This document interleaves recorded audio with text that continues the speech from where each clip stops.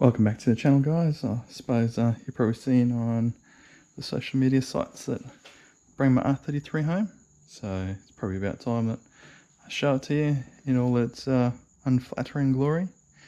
Naturally,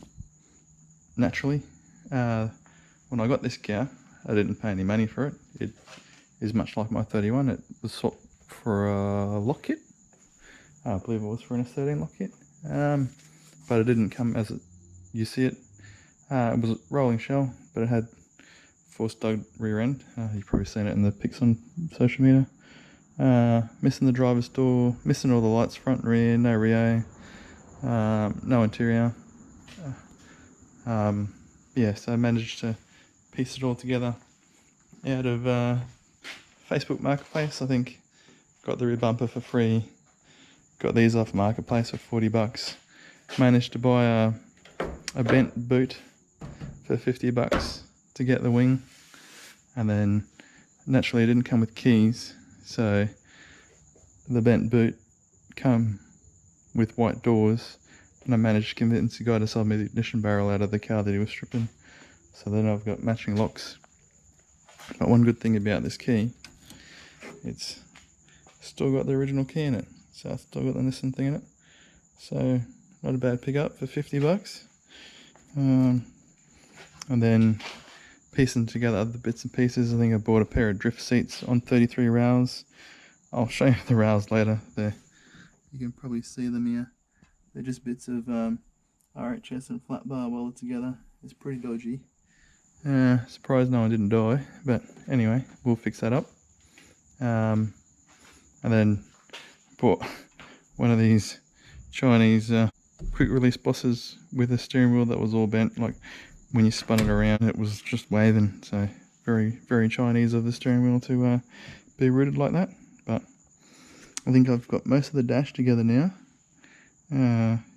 Mostly out of free parts from mates, because you'd be surprised, but a lot of your mates probably owned a 33. They probably won't talk about it, but they probably owned a 33, and they've got a lot of 33 parts kicking around.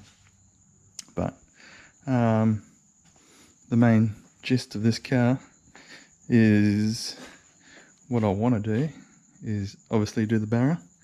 I've got all the Barras out of the other cars now, so keeping them RB, but this one, just because it costs me nothing, pretty much, I'll roll through the build, show you step by step how to fit a Barra.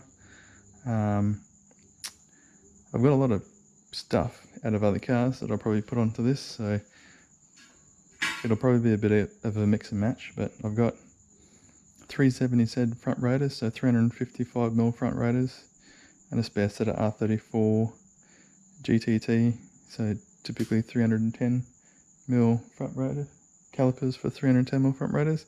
So I'm going to try and cobble that together with a custom adapter to put 350mm front brakes on, and then obviously we'll finish the R230 swap, but I want to do a dual caliper 324mm rotor. The rotor will be a Commodore rotor. I've already got the rotors. There's a HSV Commodore that has a very similar backspace to a Nissan, and it's 16mm thick vented instead of 18mm thick, but it's 324 diameter, so I want to run that with a custom adapter. And then obviously R200 big CVs, the 31 spline hubs, put all that in the back. Currently it has a T5 setting in it for mock-up purposes, but I want to do a T56. And then throughout the build, we're going to do a gauge cluster. It come with an aluminium door card, but it's pretty shoddy. The other door has one too. I like the idea of them, because then I can get my sticker guy to vinyl print me big RB factory logos and RB gang stuff, and maybe some whatever else I want to put on it. But I think we could do a better one, much better one. Have it fold over the top and look like something that's not going to cut you to pieces when you crash. And then suspension wise, we can go through and I'll show you how to extend your own LCAs, move your rack forward and all that lock kit stuff. Currently, you're probably seeing on my Instagram stories that I've built this power brace. got star dimples in the front and whatnot. So I'll get another pair of brackets and I'll show you how to build that. And then obviously we'll do all the power steering lines, do all the cooler pipes, do the radiator setup, get a wiring harness done, tail shaft done, show you how to measure a tail shaft if you don't know what you need to get. This clutch master, so you need to run a 3/4 inch clutch master for your Barra conversion. This one's actually a Pajero one. It's 3/4 bolts in, kind of. Had to drill out the holes because these were M6 in a Pajero and you needed them to be M10 in a Nissan, and then slightly larger than the hole in the firewall. But it bolts in, but it has the fitting on the side. What I want to do, and hopefully we can do this on the video, is do a under dash wheelwood setup and then just have a blanking plate with a bulkhead fitting and then run the clutch line. So coilover wise, I managed to get off Facebook some coilovers. Hopefully this wing doesn't fall off, but I'm not too sure. They're yellow brand, but full set. Apparently they're only fitted in before old mate decided to drive his car into a wall. So haven't had much use apparently, but they come at the right price for me. So snuffle them up. These are the rims I got for it. So this Uglio is by Works. The rears are 18 by 11 plus 10 and the fronts are 18 by 10 0. Ideally I want to do this current trend of modifying stock wheels to be deep dish. I'll load a picture in here, but if we can't do that then I'm going to run these, but ideally I'd like to do that. And then obviously want to do like a full built-in cage, whatnot, and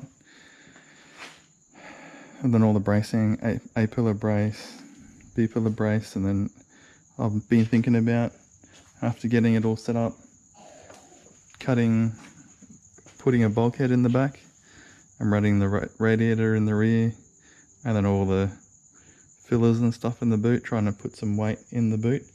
So part of the conversion video, what I want to do is show you the weight of a fully dressed Barra compared to a fully dressed RB30 and a fully dressed RB25. So you can see how much extra weight's going in the front. So sort of to compensate that, I want to try and put a lot of the weight into the back of the car. Putting a much heavier diff is probably a good start. Moving the fuel tank from the factory fuel tank sits under the car, moving it into a fuel cell in the back will add weight, and the battery's already in the back.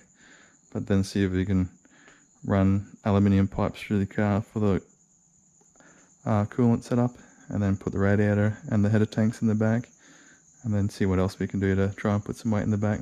We might need to try and find creative ways to pull weight out of the front, but I think it's going to be a fun project. I don't know how much time I'm going to have on it, because as you can see I've probably done very little with the 31, and I've definitely not touched the 32 since the other videos of them.